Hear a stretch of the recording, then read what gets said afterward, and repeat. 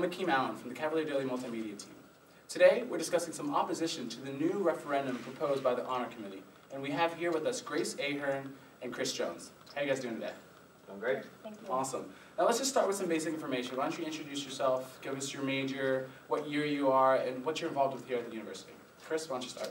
Sure, I'm Chris Jones. I'm a fourth-year computer science major in the engineering school, and my biggest involvement is the Washington Literary Society of AV. Awesome. Great. Yeah, my name is Grace. I'm also a fourth year.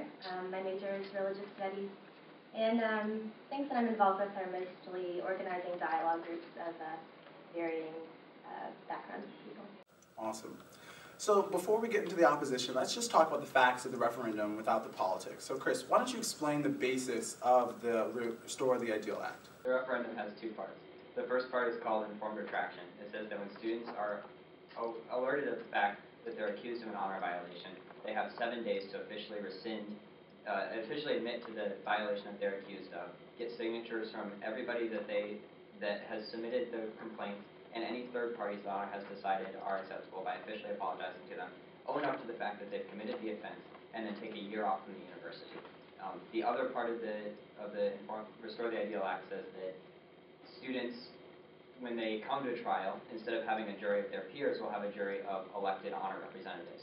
Instead of a 12-person jury, the jury will be 5 people. And Awesome. So let's talk about some of the opposition now. You're familiar with the Honor Caucus, correct? Yeah. Can you tell us a little about it? Sure. Honor Caucus is a new CIO that was created, I think, by somebody who is involved in student council. Honor Caucus is officially a non-biased group of students who want to start dialogues about honor and its position in UVA. They have come out in opposition of this specific resolution, but beyond that, they don't have an official agenda. They just want to make sure that after this whole discussion is over, they continue the discussion of honor and work towards pursuing a successful honor system. So Grace, let's talk about your opposition to the referendum. Is it in full or a specific part that you don't agree with? I would say that my opposition is in full, but more directed towards the jury reforms. I sort of see, well, as it is right now, and I know that there's been work to get the two resolutions separated on the ballot. As of right now, they're together. So you vote yes to both of them, or you vote no to both of them. The way that I sort of see it, and I think it's good to grant the Honor Committee the benefit of the doubt, but I think in these sort of things, you also have to cast a critical eye on what's happening. And the way that I see it is this informed retraction is sort of honor throwing us a bone, almost. Time and time again, we've seen that a lot of students here are opposed to single sanction, and we see this informed retraction as a lessening of a very sort of hard-line punishment. So I think maybe that the expectation is that students would be so in favor of this informed retraction half of the reform that, you know, sort of the jury reform will pass under the rug. And I'm extremely uncomfortable with that. For other reasons I'm opposed to, but we can leave it at that for now. So do you think that the two parts of this referendum should be separate? To me personally, it doesn't matter one way or the other. I'm going to vote no on both of them, regardless of whether they're together or separate. I do think, though, that it is important to be voting separately on both of them. I think it feels very sneaky to me to have them put together, and I think that students should, or we should put our trust in students that they're going to educate themselves enough to be able to vote on both sides of the matter. I've heard that the reason for putting the two together is that they work in tandem. I don't think I necessarily agree with that either, and I think that we should allow our students to be able to choose yes or no on either of them and not force them into compromising their beliefs in one way by putting them on the same ballot. So Chris, do you agree with that? Do you think they should be separate, or do you think they're fine together? Yeah, absolutely. I think that it's a slap in the face to the ideal of student self-governance to say that students are intelligent enough to make a decision on two independent issues. When you shove two issues together, Honor must have decided we have to put these two together because one is popular and one is unpopular. I've conducted my own survey on this that I think is fairly rigorously scientific that we can talk about later. But Honor must have decided one is going to pass individually, one's not going to pass individually. They want both of them, and so they shove them together, sort of flying in the face of the whole ideal of student self-governance that they claim they're promoting. So let's talk about the survey you mentioned. What went into creating this, and what were your results? Sure, that was actually sarcasm. It's an entirely unscientific survey. But so I created a Facebook group called Vote No for Honor in response to Honor's Vote Yes for Honor Facebook group. As of my last check, Honor's Facebook group had about 600 followers, and mine had about 1,100. If you round the math a little bit, that's about 40% saying they're going to vote in favor of the honor resolution, and about 60% saying they're not going to vote in favor of the resolution.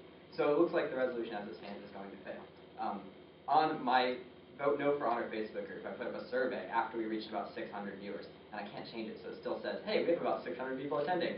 I said, how would you vote on these resolutions if they were independent?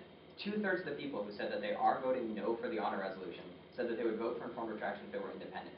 So that looks like if honor put informed retraction on the ballot independently, it would pass with 80%, which is historically, nothing's ever passed that well. The student body, that's as close to unanimous as you can get, loves the idea of informed retraction. And not a single person, as of 2 days ago, has voted saying that they would vote for jury reform if it was on the ballot independently. So it looks like about 40% of the student body supports jury reform, or at least likes informed retraction enough to vote for it, and 80% of the student body likes informed retraction. So what made you so passionate to start this campaign in the first place, the Vote No for Honor? So I am friends with Stephen Nash and Hillary Hurd, and Taylor Richardson. All of them are pretty involved in the honor system. And Taylor Richardson, one of the honor representatives, sent an email out to a bunch of friends saying, hey, I am really in favor of this resolution. I encourage you to be in favor of this resolution too. And I responded to that email and said just a few questions that I had with the resolution. And I sort of got a lot of response from my friends saying, hey, I have the same questions as you. I have the same misgivings as you. I have the same qualms with this as you. I discovered that a lot of people, a lot of the friends I talked to, had the same bad gut feeling about the proposal. And so I created a Facebook page for people to share those gut feelings and to discuss them. And it blew up into a very well-organized opposition. So Grace, let's touch on that last point Chris just mentioned. Do you think the Honor Committee has done a good job or an adequate job of marketing this honor proposal with all the facts? They've done a great job marketing, that's for sure. You can get Vote Yes for Honor cups, you can get Vote Yes for Honor pens, and really fancy, snazzy-looking pamphlets. No, I don't think they have. I think that it is very easy to fall victim to the amount of influence that honor has at the school. They have a lot of money to throw around, a lot of influence with alumni, and a lot of just general prestige. And for whatever reason that is, it makes it difficult for the voices that are against honor to be loud enough. If honor truly wants to do what's best for the school, I think that they will present a holistic view of all sides of this issue, meaning they'll give a student body all the options of what they can choose. Obviously, honor wants to promote their own agenda, but I think what they really should want to do is do what the student body wants. And if the student body isn't getting all the facts from both sides, then I don't think that they're going to make an informed decision. So no, I don't think that they've done a great job presenting all sides of the issue. So let's talk about some more specifics about the proposal before we start talking about other options. Now, the informed retraction, it gives people a second chance. Do you not think students deserve a second chance? No, I absolutely believe that students deserve a second chance. I wouldn't say that I'm 100% against the idea of forgiveness or grace in terms of the system. But what I think is the issue is the fact that, well, as we've heard, so what might happen is that students with a lot of financial aid, or students, athletes, or international students would severely be jeopardized by taking a year off. You know, they may not be able to just go and explore themselves and hike the Appalachian Trail for a year. And so I think that this proposal reflects the privilege of those who made it. And what I mean by that is that I don't think that honor did a good job of really tapping into the diversity that exists at this university.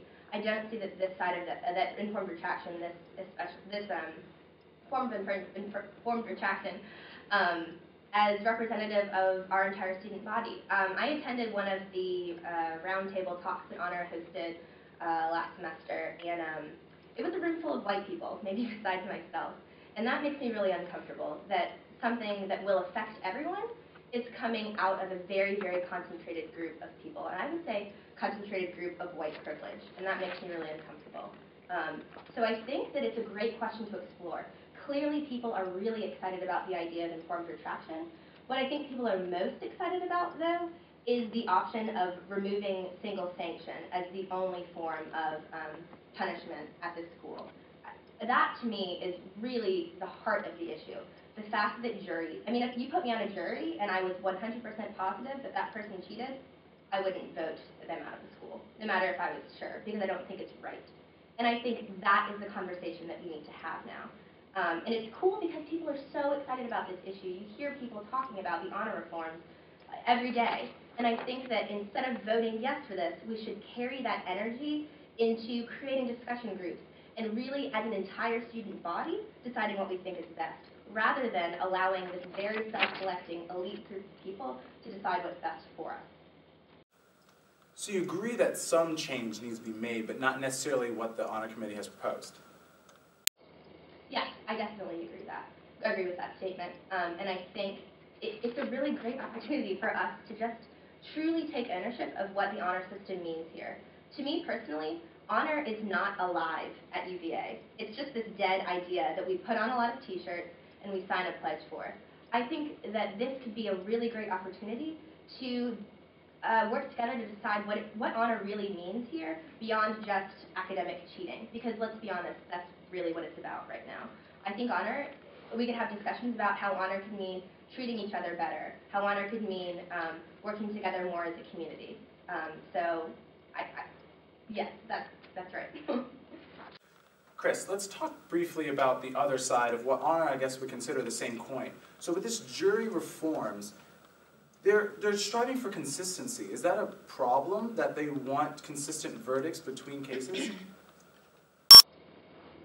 I think that's a very noble quest for them to get consistency between cases, and I think that they believe that they themselves are infallible as jurors, that if you make a jury consistent of only 5 members of the honor committee, and that they get to experience case after case after case, that they will suddenly become infallible. I think every single one of those arguments is a logical fallacy. I don't think that an honor committee member is any less fallible than a random student. And further, I think that if a random student can't tell right from wrong, we have bigger problems on our hands than honor decisions. Finally, I think that if you extrapolate their argument, which is pretty easy to do, honor claims that they can become infallible after seeing several cases. But an elected honor representative is only on the jury for a year. They see, 12 cases a year, and there's 28 of them, and they're 5-person juries. So one honor representative in 1 year is going to see, 5 cases at most? Let's extrapolate that to returning honor to the administration like it is at every single other university. Dean Groves could see 300 honor cases in his career. Don't you think that he would be super infallible at that point? So I think that at the point that you think someone who sees more cases is necessarily less fallible, we should just return honor to the administration. So Grace, we talked about options before. In your opinion, what changes should be made to the system, if not the jury reform and the IR that the honor committee is proposing? Well, I transferred here, so I have experience with an honor system at a different school and here. And I think it makes a lot more sense to have sort of a graduated versions of different kinds of punishments that will happen. I think that the hard line of the single sanction is using fear tactics. And I don't think that that is promoting trust or care in our community for one another. People shouldn't stop themselves from cheating because they're scared of getting kicked out. I think they should do it because they care about the integrity of their work and the integrity of this university. I don't presume to think that I myself could propose, fix the honor system as it is, but what I do think is that the ideal of honor is a lie, and it is this fallacy that we hide behind this word that means a lot but doesn't actually mean a lot. So I think where the conversation has to start is, what does it mean to act honorably in this community? And then from there, instead of starting with the ideas of reform and what we can fix, we need to start at the heart of the problem. And I think that is with this ideal of honor that doesn't really exist here. Chris, at the end of the day, why shouldn't people vote for this? Students should vote no for this honor referendum because it presents a false sense of democracy, and it disenfranchises students from having the ability to choose right from wrong in 2 independent cases. It insults the student body by binding together 2 independent decisions, one of which is popular and one of which is unpopular. It disenfranchises students from being involved in the honor process. It takes students out of the community of trust that the honor system claims it tries to perpetuate, and it still encourages students to lie when they're accused of a crime, and it removes the ideal of triviality from an accusation. Thank you. Thank you so much for tuning in. For more information about the Honor Referendum, please visit honor2013.com. And for more information about the opposition to these referendum, visit honorcaucus.org and search on Facebook for Vote No for Honor. Thank you so much for tuning in again, and we'll catch you later.